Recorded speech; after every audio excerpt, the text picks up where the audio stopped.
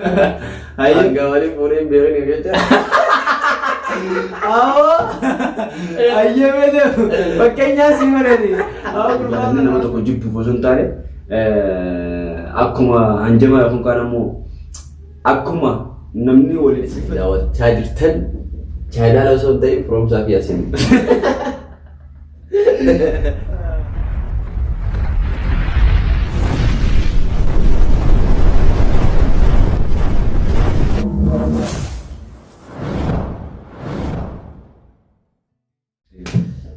Assalamualaikum warahmatullahi wabarakatuh. Khabarnya tapi dawat tu terkini. Kali ini dawat cair ten. China langsung dari from Safi Yasin. Hai, apa tak? Apa? Jangan habis itu. Ya, orang mantaran. Mereka sudah show. Wah, endor tu kemarin ni bilang tu. Anu habis itu apa lagi? Hai guys, show mana kafune khawalim tu tapi orang tu tu from Safi Yasin. Lagi nemu. Lagi. Tu tapi dawat tu terkini kali ini dawat cair ten. From Safi Yasin.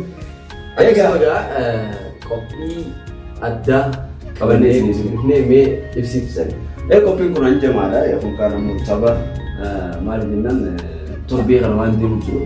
Wah film tu kana tu bukan namu. Kana raisin buar sudah sini dulu ni. Akam jadi kami. Jecho tu bereda ini tu bata. Jecho tu hama ini tu bata. Jecho tu sudah tu mah bukan namu kana sudah susah ini tu bata. Pakainya kopi kana kaisa te. Yasin gehe ni namni nura baju yo hamo ta gote ti fatay di wan kitan. Hoji ni kaisa ti tindalani madalani namni pun gehe sa kana jani wan ta kasra dalagu itu. Saifu kopi kun kopi akanati adim sa kaisa ti bertani nama kana nama ra baju demu nama ra aso demu. Kanun tu bisa bukan namu kanun kopi si aran tanah studio hiat khar kamu Obbo from Sa Abdullah bagaimana kan tu semua bagaimana kan sih ya mega dawat kalau ye dawat itu kan juga burra kalbi kau burra di pada sih ya burra kalbi kau lama itu makanya ke dimsa ni. Semua kau iseng gurur dimsa gurur kau iseng namu semua dimsa. Kan orang macam. Sani tu orang yang muas jalan North Fairtan wanukun wanu muas thaba waktu tu mana nama tu kau jalan ni nama tu kau jipu bosan tadi. Aku mah anjama aku kan namu. Aku mah namni wali free fatuti.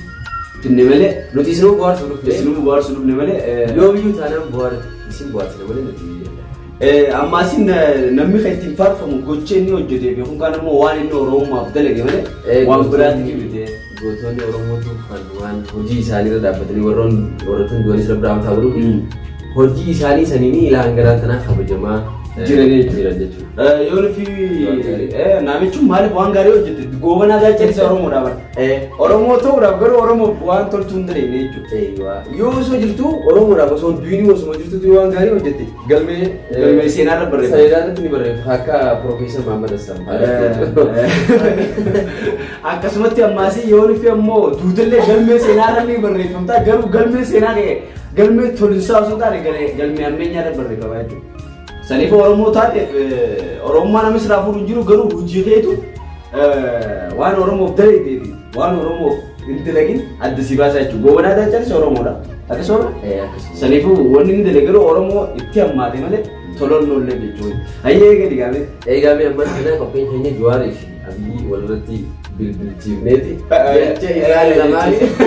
yace isan lamani sinif ko wali sallama wali jaan hawalin dibatan gama baruti ni sinif Base sudah proof ni orang tanya. Seni ku kopi tehnya haja merun ja. Ayah gelu. Abi jirai ni kalau. Mana saya berada. Sawa haja merun.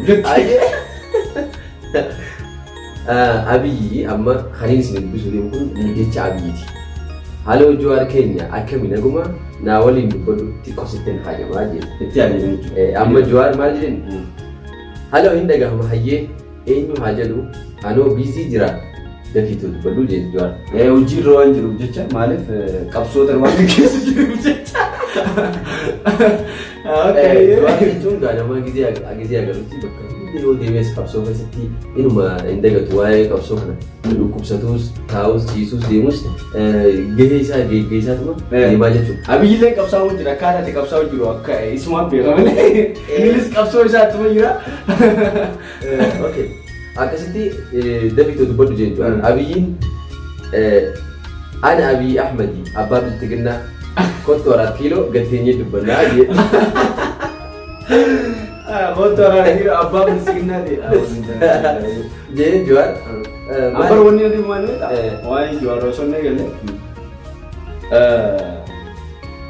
Abiyyuma kanaa yookiin kaan ammoo namni ol baase Lammaa Magarsaati. Lammaa Magarsaa kana eega ol baase booda Lammaa Magarsaatu garagalee jechuudha. An akka adeemsa kiyyaa yookiin kaan akka ilaalcha kiyyaatti gurbaan namaan gosaa jedhee deddeemu hin fadhu na fakkaatti garuu 4 kiiloo Jawaarni amanatti fakkaatu ayyee meetti fufume. Amma garuu nuti as keessatti wanti nuti ibsachuu barbaannu waan biraa osoo hin ta'in silaa isaa hundinuu waliif galanii ta'anii gama qabsoo Oromoo kana fuulduratti siisanidha malee waan biraatiif jechi maalitti fufuna kottu 4 kiiloo jedhanii gatteenyaa akkasitti Jawaar maali haajaan kan kee maaliif na barbaadde ati jijjiiramtee baay'ee sitti gadee. Dhugaa duratti gaafa Ameerikaa hojii kan Minisootatti waan jaanii yaadata. Waa'ee dabarsanii maal jenna ani Oromoo asirraa fudhadhee jira anis Oromoo Finfinnee sirraa fudhadhaa jennee anis Oromoo sirraa fudhadhee duratti akka gaariitti hanga xibsii hundoo addunyaa hoteela keessa wal guushanii ture garuu warraan kanallee egaa rabbii walitti haa urgeessu. Akkasii Jawaar maal jeen asirratti baay'ee sitti gaddee jeen Jawaar. Abiyyi maal jedheen dhaggeeffadhaadha. Lakki ani hin jijjiiramne akkuma duraatti adiitu arrabse warra soddaa kooti.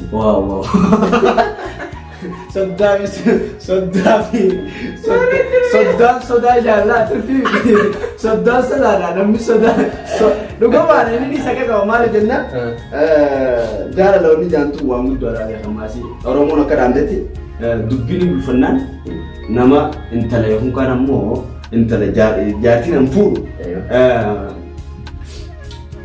nama kiyya ta'uu qabdi yookiin kaan ammoo sheenyiiti Sigale Oromoo ta'uu qabdi jechuudha. Lannoo dubbii bulfachuu danda'a. Dubbii bulfachuu jechuun maal beektaa? Jaartii sana yoo wal mareetteeti waan bultii jechuun jaarmaa yaaba.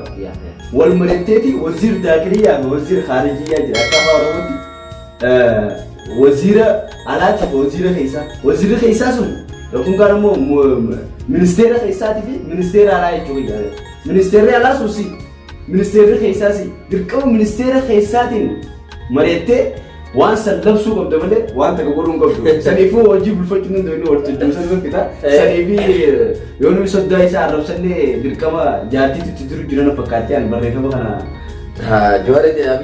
Abiyyitti naamichi lolu jirti qaba. Naamichi warra soddaa keetii amma fakkeenyaaf jaartootee tokko ishee warra soddaa keetii namni biraa si biratti arrabse. Ati inni calli jetta ati illee yoo calli jette jaartiin ta'e calli hin jettu jechuudha. Angawali fuudhee beekanii jecha. Ayyee beeku fakkeenyaa si godhati gurbaan kana akka yaadu qaalee saddeemme. Akkasii sanboota Jawaar Abiyyi maal jedhanii ta'a.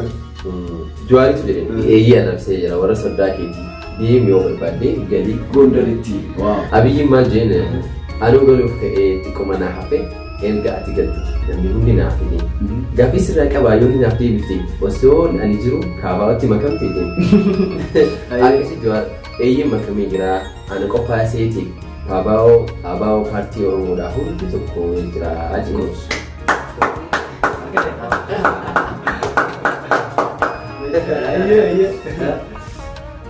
Akkasitti isin biltiginnaa paartii Amaaraati. Ati ilma Mallasaa ani ilma Taaddeeti. Sitti dammaramuun akkamitti taatii jennu.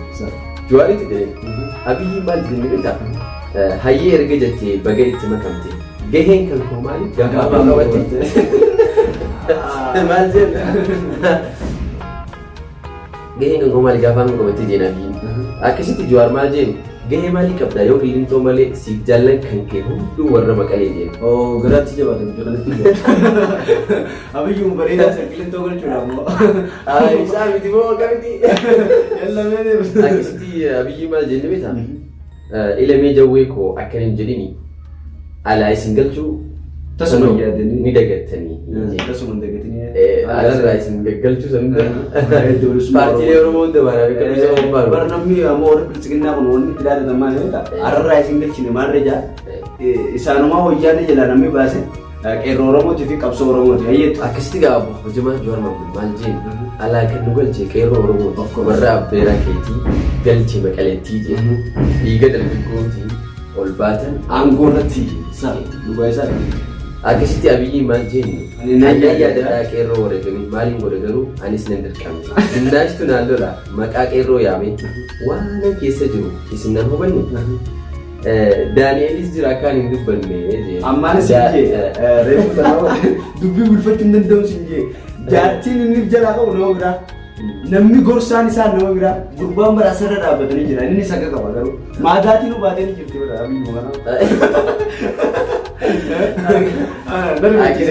Jawaar maal jennu paartiin bilisiginnaa kun barana bu'aa maalii siif godheeraa jennu rabbi siif haa ta'u waan ati hin goote seenaan ol haa kaa'u jennu akkasii Abiyyiin lakkii obbolaa koo garaan jabaatiin ani maraachuuf natti hin dhaadatin moo akkamiin ta'anii of rarraasuu ani jennu Jawaar maal jennu deemii of rarraasi natti hin boo'ini ati siidaan siif jaarsisa kaabaa Gondaritti seenaan si yaadata kan warra soddaati warra soddaatuma waan gaarii galata isaanumaaf galchu jiree Jawaar mililik diyoom tana lafarraa nu baasee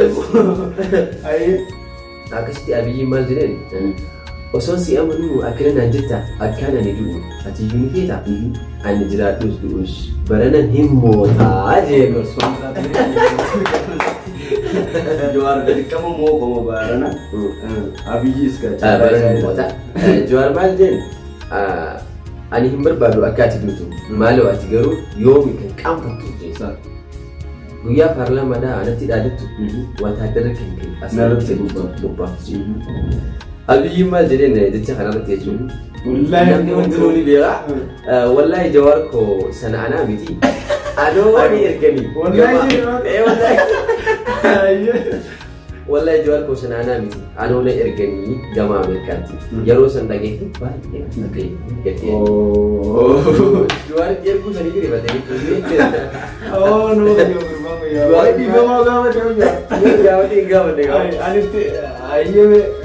akkasii bilbilli isaanii akkuma itti fufetti jira. Yoonni fi amma fakkeenyaaf yoonni fi gadi dhugumaan Abiyyi uummata waan san raawwate dirqama seera dhiyeessuu qaba hanga amma nu dhiyeessuu qaba.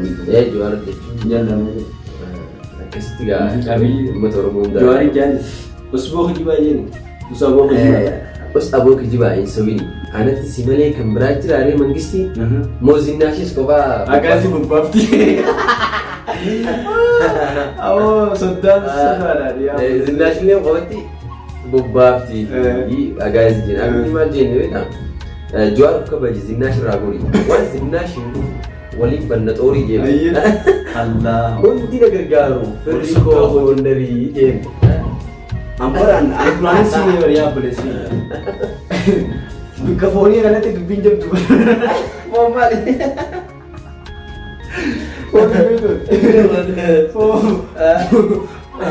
gurbaan bara Zinnash of kabaji waan Jawaar of kabaji jenna Jawaar Zinnash irraa gori waan Zinnash irraa dhufe waliin xarbanna xoorii okay anturaanumaa siinee maaliif jenna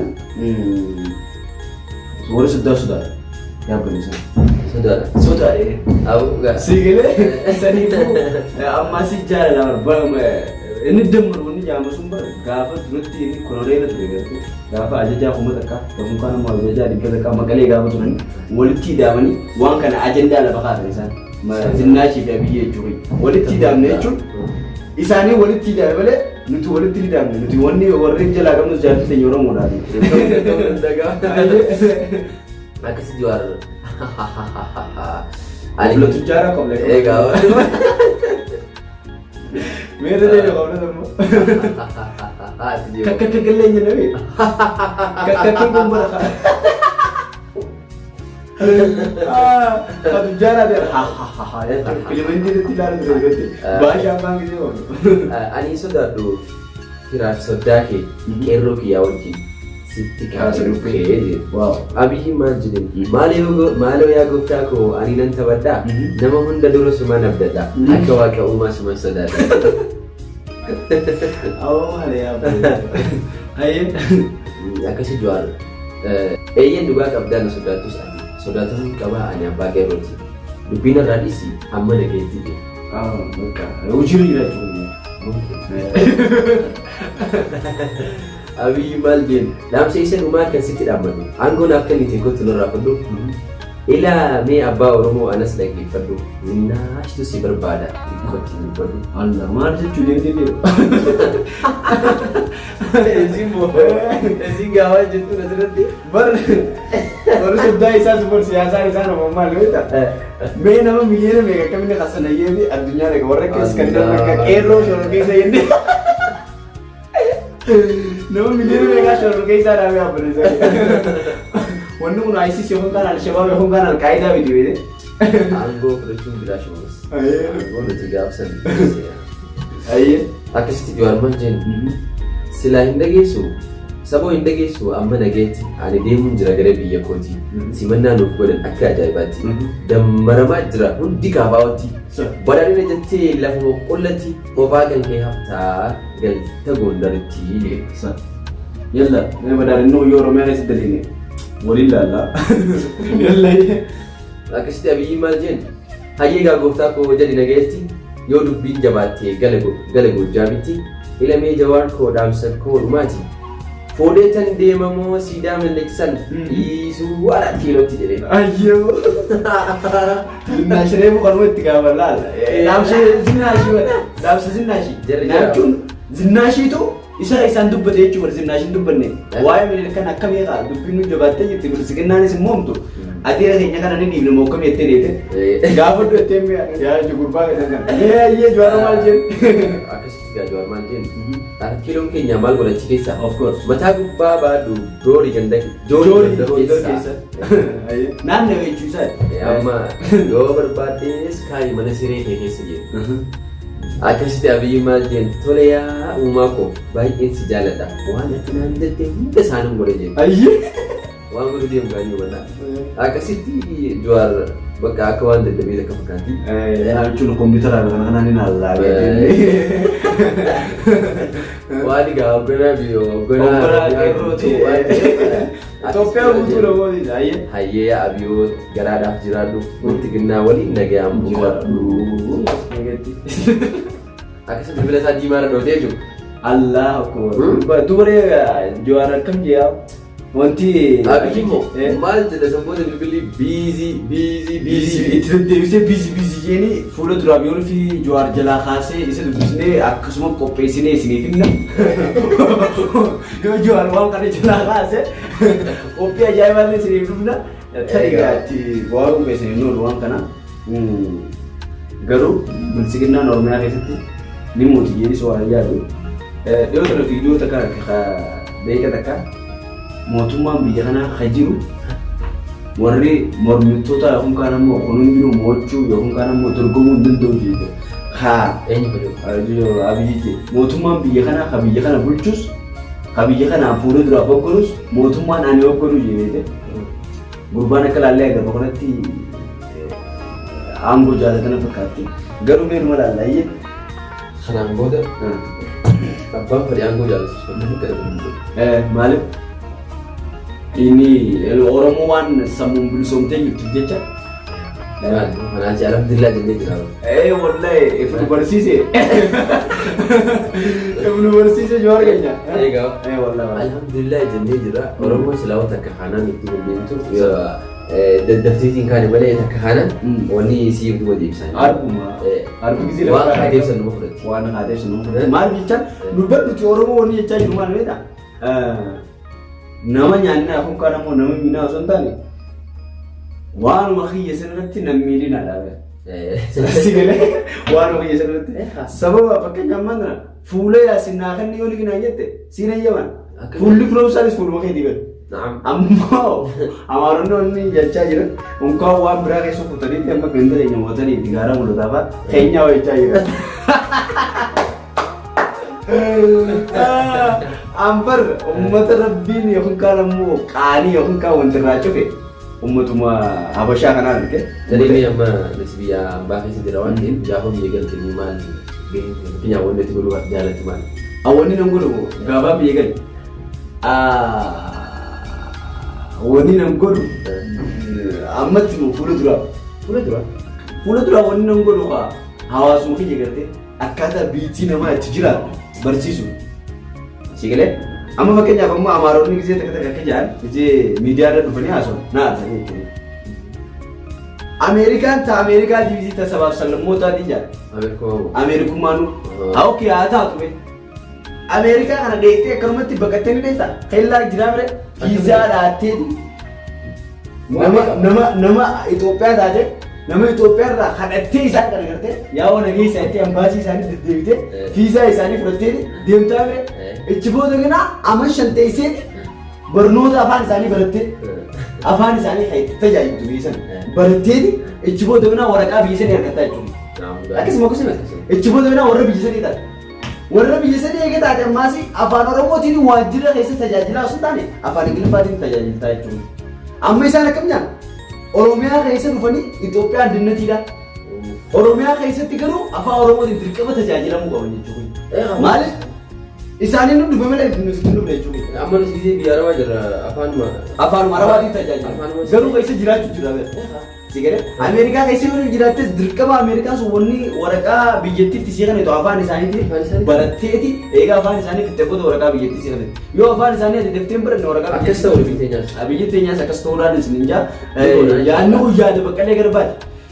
Yaada Baqqalee Garbaati maaliif Baqqalee Gurbaa waan dhugaa jechuudha. Amma Finfinnee ammaan tana magaalaa guddittii Oromiyaati, magaalaa guddittii Itoophiyaati, magaalaa guddittii Afrikaati. Finfinnee immoo Qobboon magaalaa guddittii. Qobboonis akkasuma. Qobboonis akkasuma garuu ta'e abbaan fedhe Finfinnee keessa jiraachuu danda'a. Garuu seeraanis heeraanis kan Oromooti. Akkasuma. Garuu maaliif keessa jiraate illee Oromoo rooroo namarratti loonu garuu nama biyyuma keessan kanaa'u Finfinneen tunu teessanii miti jiru sammuun tiyyi takka maaliif hayyoon fi fakkeenyaaf ollaan kiyya yookaan Maqalee jiraate Finfinneen yoo nuti xiqqishoollee taatu Maqalee daangeessite Maqaleen tun dhugaadha shakkii ta'e na keessa ni seena yoo Maqaleen daangeessite shakkiin na keessa ni seena sababni isaa maali Maqaleen daangeessuu daangaa qabdi ta'a. Oromoon tu saamtee irraa fudhachuu dandeesse jechuudha waan sababa bal'aa taate.